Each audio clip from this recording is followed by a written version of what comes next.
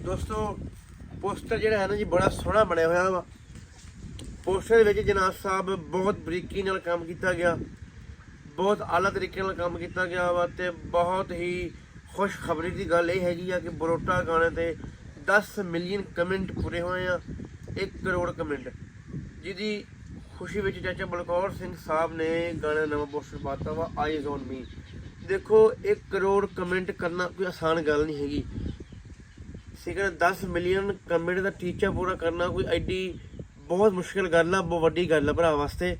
ਇਹ ਸਿੱਧੂ ਪਰਿਵਾਰ ਦੇ ਵਾਸਤੇ ਖੁਸ਼ਖਬਰੀ ਆ, ਨਾਲੇ ਇਹ ਸਿੱਧੂ ਨੂੰ ਚਾਹਣ ਵਾਲਿਆਂ ਵਾਸਤੇ ਬੜੀ ਵੱਡੀ ਖੁਸ਼ਖਬਰੀ ਆ, ਜਿਹੜੇ ਹੁਣ ਸਾਡੇ ਭਾਈ ਨੂੰ ਗਏ ਨੂੰ 3 ਸਾਲ ਤੇ ਉੱਤੇ 5 ਮਹੀਨੇ ਹੋ ਚੱਲੇ ਆ, ਠੀਕ ਹੈ ਨਾ ਜੀ।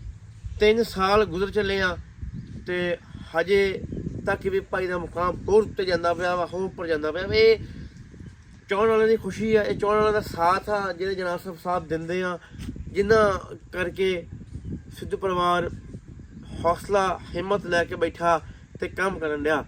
ਹੁਣ ਬਾਬਾ ਬਲਕੌਰ ਸਿੰਘ ਸਾਹਿਬ ਨੇ ਇਹ ਗੱਲ ਕੀਤੀ ਹੈ ਵੀ ਮੈਂ ਗਾਣਾ ਦਾ ਡੇਟ ਦੇ ਦੇਵਾਂ ਜਲਦੀ, ਲੇਕਿਨ ਮੈਂ ਤਾਂ ਨਹੀਂ ਦੇ ਰਿਹਾ ਹੈਗਾ ਕਿਉਂਕਿ ਮੈਂ ਫਿਰ ਆ ਜਾਂਦਾ ਪ੍ਰੈਸ਼ਰ ਵਿੱਚ, ਫਿਰ ਕੰਮ ਦਾ ਪੈ ਜਾਂਦਾ ਦਬਾਓ।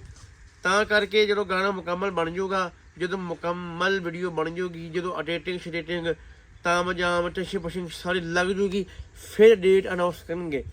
ਤੋ ਕਿਉਂਕਿ ਇਹ ਗੱਲ ਅੱਛੀ ਵੀ ਹੈਗੀ, ਕਿਉਂਕਿ ਜਿੰਨਾ ਕੰਮ ਅੱਛਾ ਹੋਊਗਾ ਉਨਾ ਗਾਣਾ ਚੱਲੂਗਾ।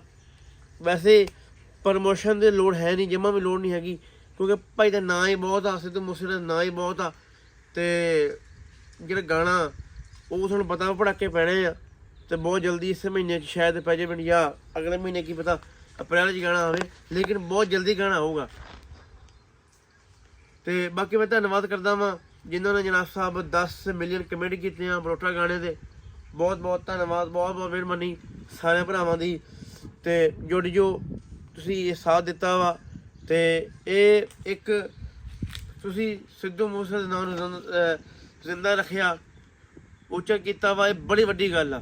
ਦੇਖੋ ਕਿਸੇ ਵੀ ਸਿੰਗਰ ਵਾਸਤੇ 10 ਮਿਲੀਅਨ ਕਮੈਂਟ ਲੈਣੇ ਇਹ ਬਹੁਤ ਮੁਸ਼ਕਿਲ ਆ। ਅੱਜ ਵੀ ਕੋਈ ਕਹਿ ਦੇਵੇ ਨਾ ਕਮੈਂਟ ਕਰੋ ਤੇ ਬਹੁਤ ਔਖਾ ਹੋਣਾ ਵਾ ਵੀ ਇੰਨੇ ਕਮੈਂਟ ਲੈਣੇ, ਤੇ ਨਾ ਕਿਸੇ ਦੇ ਕਰਨੇ, ਨਾ ਕਿਸੇ ਸਿੰਗਰ ਇੰਨੀ ਗੱਲ ਹੈਗੀ ਆ, ਨਾ ਕਿਸੇ ਕਲਾਕਾਰ 'ਚ ਇੰਨੀ ਕੋਈ ਹੈਗੀ ਤਾਕਤ ਵੀ ਉਹ ਲੋਕਾਂ ਨੂੰ ਕਵੇ ਤੇ ਲੋਕ ਕਮੈਂਟ ਕਰਨ, ਠੀਕ ਹੈ ਨਾ ਉਹ ਕਿਸੇ ਕੋਲ ਇਹਦਾ ਹੋਣਾ ਵਾ। ਇਹ ਸਿੱਧੂ ਬਾਈ ਦੀ ਗੱਲ ਸੀਗੀ, ਇਹ ਉਹਨਾਂ ਹੀ ਔਰਾ ਵਾ ਜਿਹਨੇ ਕੀਤੇ ਆ, ਤੇ ਸਾਨੂੰ ਖੁਸ਼ੀ ਬਹੁਤ ਆ।